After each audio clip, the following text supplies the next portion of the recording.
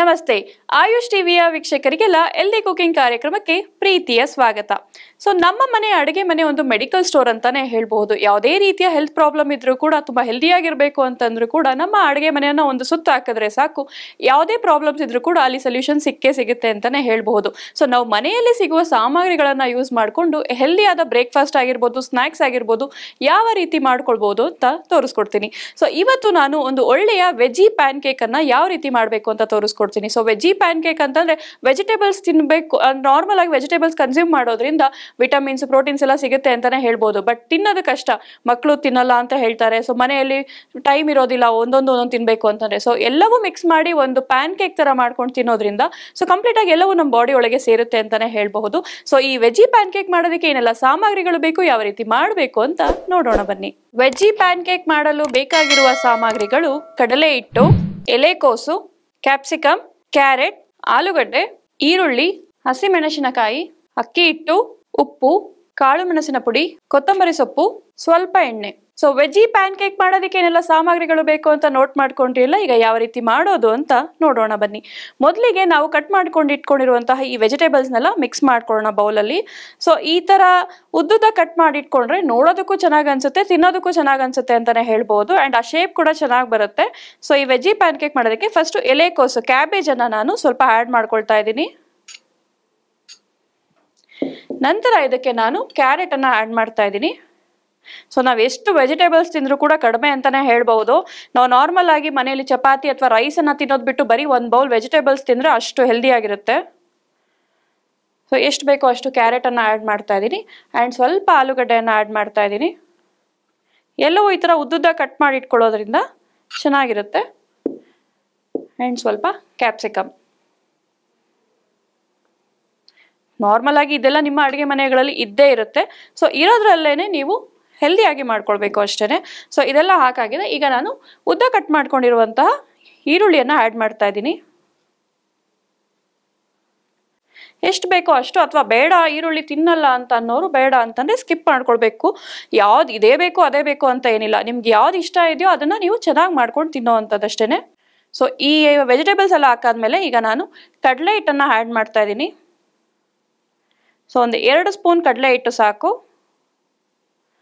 And ಈ PAN cake ಕ್ರಿಸ್ಪಿಯಾಗಿ ಬರಬೇಕು ಅಂತಂದ್ರೆ 1 ಸ್ಪೂನ್ ಅಷ್ಟು ಅಕ್ಕಿ ಹಿಟ್ಟನ್ನ ಆಡ್ ಮಾಡ್ಕೊಳ್ಬೇಕು. ಸೊ ಅಕ್ಕಿ ಹಿಟ್ಟನ್ನ ಆಡ್ ಮಾಡ್ತಾ ಇದ್ದೀನಿ. ಆದಷ್ಟು ಈ ಪ್ಯಾನ್ ಕೇಕ್ಗಳು ಅದು ಇದು ಎಲ್ಲ ನಮಗೆ ಹೊರಗಡೆ ಸಿಗುತ್ತೆ, ಬಟ್ ಹೆಲ್ದಿ ಆಗಿರೋದಿಲ್ಲ. ಸೈಡ್ ಎಫೆಕ್ಟ್ಸು ಹೌದು ಅಂಡ್ ಕಾಸ್ಟ್ಲಿ ಕೂಡ ಹೌದು, ಅಂಡ್ ಹೆಲ್ದಿ ಅಂತೂ ಕಂಪ್ಲೀಟ್ ಆಗಿ ಇರೋದೇ ಇಲ್ಲ. ಸೊ ಸ್ವಲ್ಪ ನೀವು ಮನೆಯಲ್ಲಿ ಪೇಷನ್ಸ್ ಇಂದ ಹೀಗೆ ಮಾಡಿ ಮಕ್ಕಳಿಗೆ ಕೊಡೋದ್ರಿಂದ ಹೆಲ್ದಿಯಾಗೂ ಕೂಡ ಇರುತ್ತೆ, ಟೇಸ್ಟಿಯಾಗೂ ಕೂಡ ಇರುತ್ತೆ. ಸೊ ಸ್ವಲ್ಪ ಕೊತ್ತಂಬರಿ ಸೊಪ್ಪನ್ನ ಆಡ್ ಮಾಡ್ತಾ ಇದ್ದೀನಿ. ಸೊ ಇದೆಲ್ಲವೂ ಹಾಕಾದ್ಮೇಲೆ ಸೊ ಉಪ್ಪು ಬೇಕಲ್ಲ. ಸೊ ಉಪ್ಪು ಎಷ್ಟು ಬೇಕೋ ಅಷ್ಟು, ರುಚಿಗೆ ಎಷ್ಟು ಬೇಕೋ ಅಷ್ಟು ಉಪ್ಪನ್ನು ಆ್ಯಡ್ ಮಾಡ್ಕೊಳ್ಳೋದು. ಆ್ಯಂಡ್ ಹಸಿಮೆಣ್ಸಿನ್ಕಾಯನ್ನ ಆ್ಯಡ್ ಮಾಡ್ತಾ ಇದ್ದೀನಿ. ಆ್ಯಂಡ್ ಇದು ಬೇಡ ಮಕ್ಕಳು ತಿನ್ನಲ್ಲ ಹಸಿಮೆಣ್ಸಿನ್ಕಾಯಿ ಅನ್ನೋರು ಸ್ಕಿಪ್ ಮಾಡ್ಕೊಳ್ಬೋದು, ಬೇಕಾದವರು ಆ್ಯಡ್ ಮಾಡ್ಕೊಳ್ಬೋದು. ಸೊ ಖಾರ ಇರಲಿ ಅಂತ. ಆ್ಯಂಡ್ ಫೈನಲ್ ಆಗಿ ನಾನು ಪೆಪ್ಪರ್ ಪೌಡರನ್ನು ಆ್ಯಡ್ ಮಾಡ್ತಾ ಇದ್ದೀನಿ. ಎಷ್ಟು ಖಾರ ಬೇಕೋ ಅಷ್ಟು ಪೆಪ್ಪರ್ ಪೌಡರ್. ಸೊ ಇದೆಲ್ಲವನ್ನು ಹಾಕಿ ಮಿಕ್ಸ್ ಮಾಡಿ ಸ್ವಲ್ಪ ನೀರು ಸೇರಿಸ್ಕೊಳ್ಬೇಕು. ಒಂದು ನೀವು ಜಸ್ಟ್ ಈಗ ಏನಾದರೂ ಕಟ್ಲೆಟ್ ತಟ್ತಿರಲ್ಲ ಆ ರೀತಿ ಆ ಕನ್ಸಿಸ್ಟೆನ್ಸಿಗೆ ನೀವು ಸ್ವಲ್ಪ ನೀರು ಮಿಕ್ಸ್ ಮಾಡಿಕೊಂಡು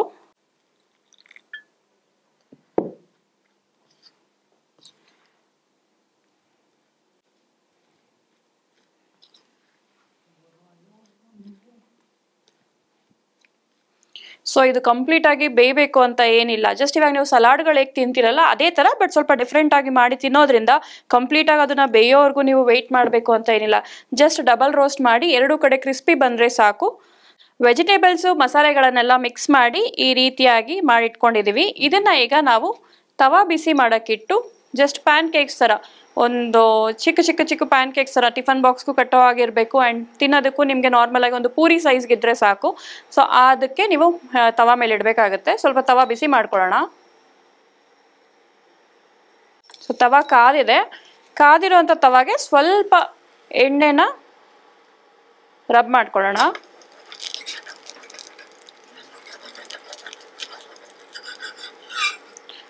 ಸೊ ಎಣ್ಣೆ ಅಥವಾ ತುಪ್ಪ ನಿಮ್ಗೆ ಯಾವ್ದು ಬೇಕೋ ಅದನ್ನು ಹಾಕಿ ಆ್ಯಡ್ ಮಾಡಿ.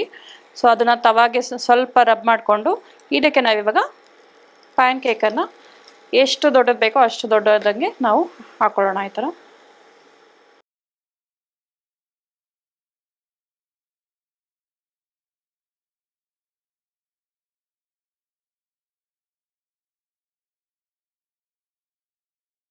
ಇದಕ್ಕೆ ಎಣ್ಣೆ ಅಥವಾ ತುಪ್ಪ, ಎಣ್ಣೆ ಯೂಸ್ ಮಾಡಲ್ಲ ಅಂತ ಅನ್ನೋರು ತುಪ್ಪ ಯೂಸ್ ಮಾಡ್ಕೊಳ್ಬಹುದು ಅಥವಾ ಬಟರ್ ಯೂಸ್ ಮಾಡ್ಕೊಳ್ಬಹುದು. ನಿಮ್ಗೆ ಯಾವ್ದು ಬೇಕೋ ಅದನ್ನ ಆ್ಯಡ್ ಮಾಡಿಕೊಂಡು ಸ್ವಲ್ಪ ಇದು ಕಂಪ್ಲೀಟಾಗಿ ಡಬಲ್ ಫ್ರೈ ಆಗಬೇಕು. ಆ ಕಡೆ ಈ ಕಡೆ ಎರಡೂ ಕಡೆ ಫ್ರೈ ಮಾಡಬೇಕು. ಒಂದು ಸ್ವಲ್ಪ ಟೈಮ್ ಕೊಟ್ಟು ಅದನ್ನು ಎರಡೂ ಕಡೆ ಸ್ವಲ್ಪ ಫ್ರೈ ಮಾಡಿ ಕ್ರಿಸ್ಪಿಯಾಗಿ ಬರಬೇಕು.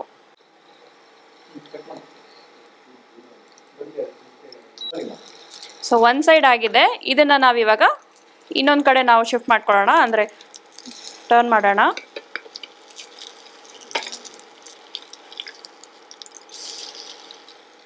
ಸೊ ನಾನು ಆಗಲೇ ಹೇಳಿದೆ ಕ್ರಿಸ್ಪಿ ಆಗೋವರೆಗೂ ಅದನ್ನು ಫ್ರೈ ಮಾಡಿ ಆ್ಯಂಡ್ ಕಂಪ್ಲೀಟಾಗಿ ಬೇಯಬೇಕು, ಫುಲ್ ಸಾಫ್ಟಾಗಿ ಬೇಯಬೇಕು ಅಂತ ಏನಿಲ್ಲ. ಸಲಾಡನ್ನು ನೀವು ಹೇಗೆ ತಿಂತೀರಲ್ಲ ಅದೇ ರೀತಿ ಇದನ್ನು ಸೇವಿಸಬೇಕು.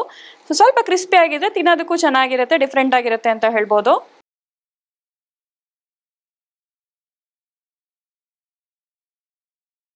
ಸೊ ಈಗ ಇದಾಗಿದೆ, ಇದನ್ನು ಒಂದು ಪ್ಲೇಟ್ಗೆ ಶಿಫ್ಟ್ ಮಾಡ್ಕೊಳ್ಳೋಣ.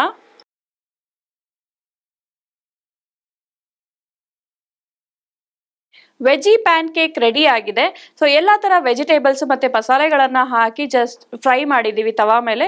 ಸೊ ಈ ಪ್ಯಾನ್ ಕೇಕನ್ನು ನೀವು ಚಟ್ನಿ ಜೊತೆ ಆಗಿರ್ಬೋದು, ಪುದೀನಾ ಚಟ್ನಿ ಆಗಿರ್ಬೋದು, ಅಥವಾ ಸಾಸ್, ಮಕ್ಕಳಿಗೆ ಸಾಸ್ ಇಷ್ಟ ಆಗುತ್ತೆ, ಸೊ ಸಾಸ್ ಜೊತೆ ಯಾವ್ದ್ರ ಜೊತೆ ಬೇಕಾದ್ರೂ ನೀವು ತಿನ್ಬೋದು, ಹಾಗೆ ಕೂಡ ತಿನ್ಬೋದು. ಆ್ಯಂಡ್ ಇದು ಕೂಡ ನಿಮಗೆ ಫಿಲ್ಲರ್ ಆಗಿ ಕೆಲಸ ಮಾಡುತ್ತೆ. ಬ್ರೇಕ್ಫಾಸ್ಟ್ಗೂ ಕೂಡ ಮಾಡ್ಕೊಳ್ಬೋದು, ಸ್ನ್ಯಾಕ್ಸ್ಗೂ ಕೂಡ ಮಾಡ್ಕೊಳ್ಬೋದು, ಆ್ಯಂಡ್ ಟಿಫನ್ ಬಾಕ್ಸ್ಗೂ ಕೂಡ ನೀವು ಹಾಕ್ಬೋದು. ಮಕ್ಕಳಿಗೆ ಇಷ್ಟ ಆಗುತ್ತೆ ಅಂತಲೇ ಹೇಳ್ಬೋದು. ಆ್ಯಂಡ್ ವೆಜಿಟೇಬಲ್ಸ್ ಕೂಡ ಕನ್ಸ್ಯೂಮ್ ಮಾಡ್ದಂಗೆ ಆಗುತ್ತೆ.